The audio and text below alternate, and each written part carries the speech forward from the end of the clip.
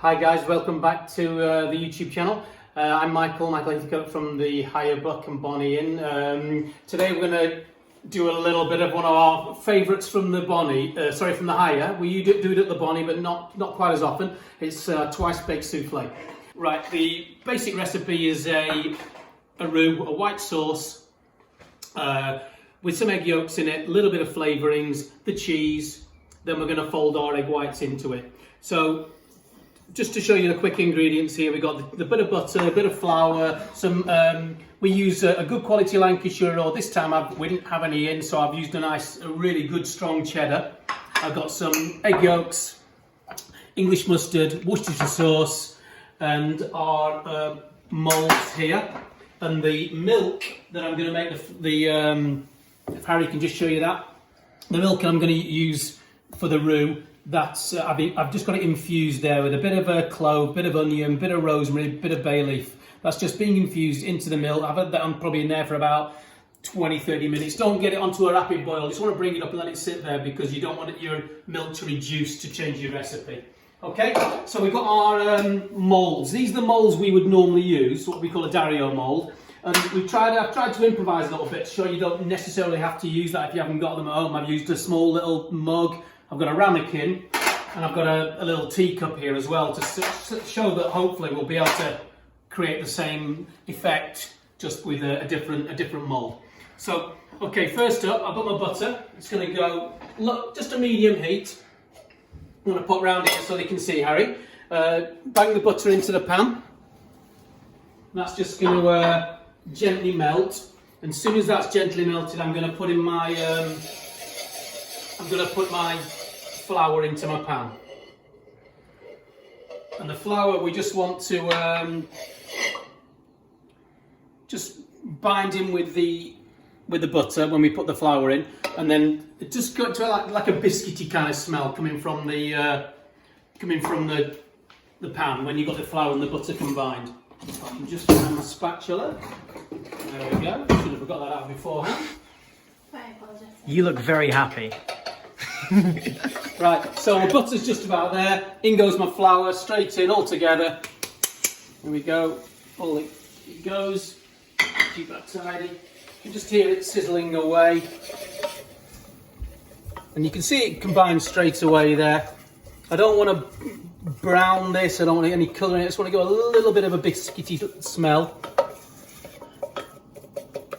Whilst that's just on for a minute now, I've got my milk that I infused earlier, just so I'm not getting any bits in it. I'm just going to pass that through a sieve. So all the milk's out, and all the onion, all the garnish you can see there has just been held back. So we're not going to get any of that going through our sauce. So I can just give that another stir, show you that's going in nicely. And now I'm going to just start. I can just start to get that. Smell it. Yeah. Smells good. This doesn't smell good at all. It smells of like flour and butter. Yeah, it's getting that biscuity aroma is what I'm trying to say. Right, I'm just going to add a little bit of milk at first, just a little bit, and stir it around. Wait till that's all combined, then a bit more. A little bit more. And just not too much at once, just a little bit, and keep it stirring. You want to get all those lumps out each time before you add your next one. There are other methods. Some people whack it all in the pan together and gently bring it up. I prefer this more traditional method, really. It's because you're old, that's why. But yeah, more of the old school method, thank you, Harry. Okay, that's nicely mixed in. In we go with the a little bit more. The warmer the milk, the easier it is to incorporate as well. That's normally the trick. Just coming nicely to a sauce. Right, and with my moulds I did earlier, just so you know, I lined them first with just some melted butter.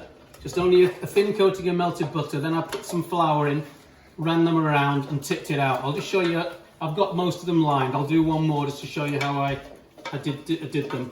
Just to clear it up, just in case that wasn't very well explained. Right, I'll just leave that one on the side of the stove there, just to come to. So one of the moulds, like I said to you before,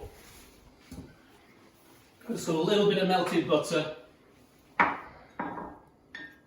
just quickly paint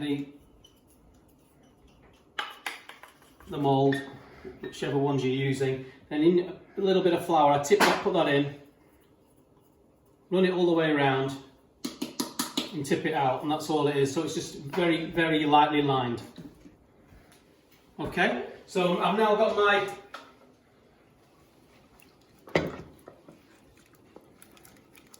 white sauce here, nearly just finished off, nearly combined.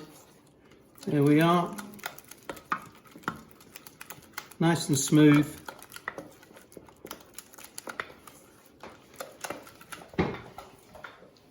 And into this now, when it comes together, I'm going to put my. You must wait till it's come together before you put your your cheese in. If you put your cheese in too early, it might stop it from coming together as you want it. So my sauce is now come together. Into that, I'm going to add a dash of Liam Perrins Worcestershire sauce.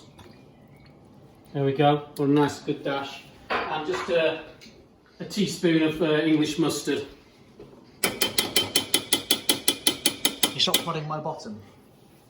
When that's nicely combined together, straight in with the cheese. Now I've got 250 grams of this. It will take it all. No, you can't have any, Harry. There we are. I'm just going to leave that back a little bit back, just reserved. Mix that in nicely. Whoops. I'm gonna be shot by Mum. There we go. Stir that in till it's all melted together.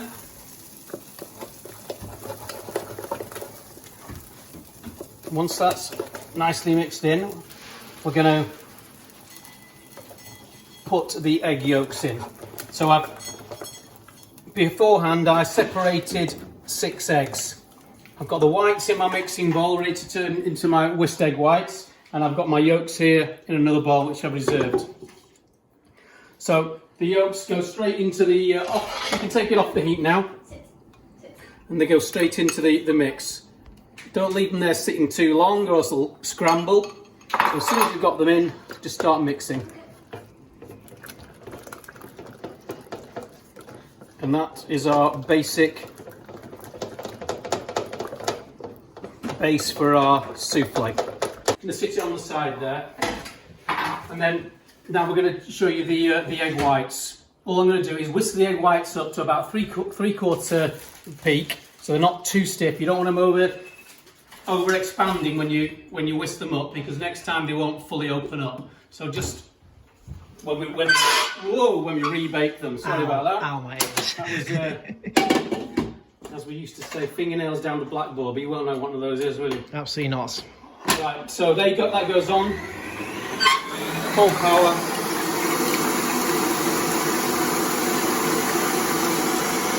There you go. You can just see there's a soft peak there. They're not coming too full. Okay, so I mean, again, I do this because I don't like to make too much mess. You can transfer this to a mixing bowl, another bowl. I just find if I put it all in the same pan, I'm just using less implements, less utensils, less of everything. It makes it a lot easier for us all round. So I'm going to clean this, that's wooden spoon off, get everything off there.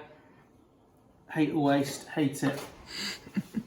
And then, first of all, we put our first scoop of egg white in. You can mix this a little bit more vigorously. You just want this one to lighten the sauce. Get that all the way up, making sure you're scraping into the bottoms, into the edges of the pan, so it's all incorporated. So once I've got that in, then I'm going to do another batch of my egg, but this time it's a fold. It's a gentle fold in there. I'm not beating it out. I want that to keep as much of that air in as possible. And those the air within the egg white hopefully is going to open up even more when it goes in the oven, which we've already got preheated. Obviously, we told you that at the very beginning, to 180. That's I'm not sure what that is on your gas marks, but at 180 degrees centigrade. Hope if it's fan assisted, all the better.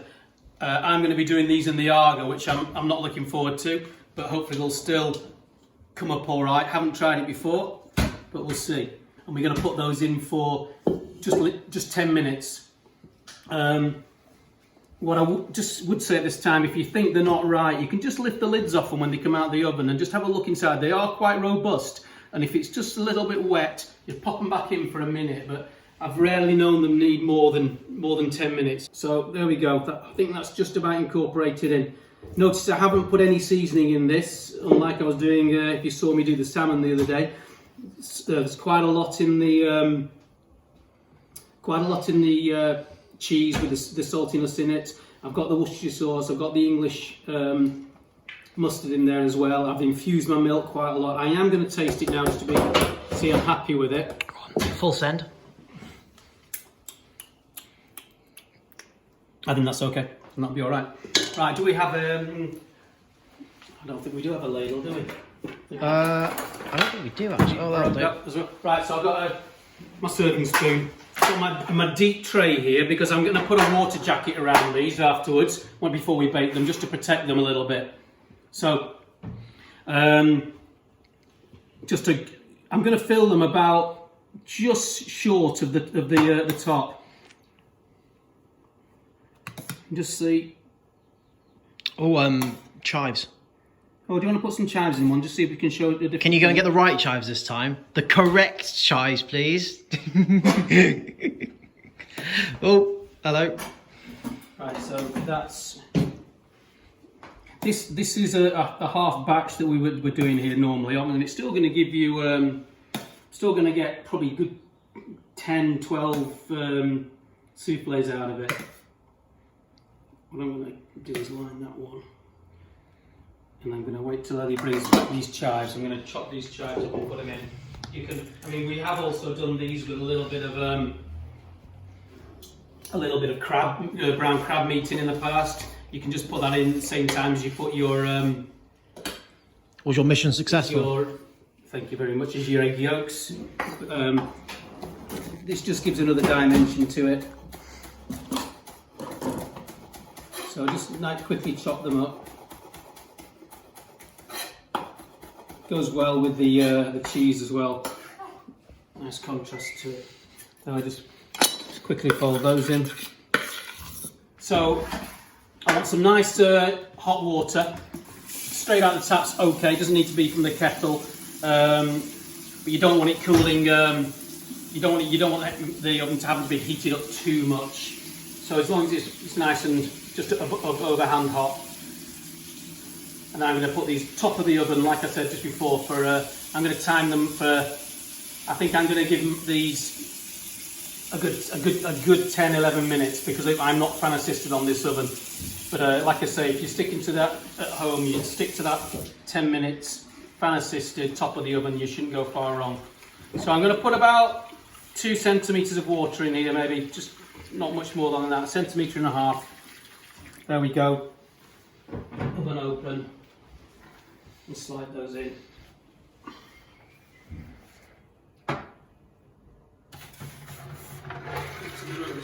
Timer on, please. Hey Siri! Set 11-minute timer, please!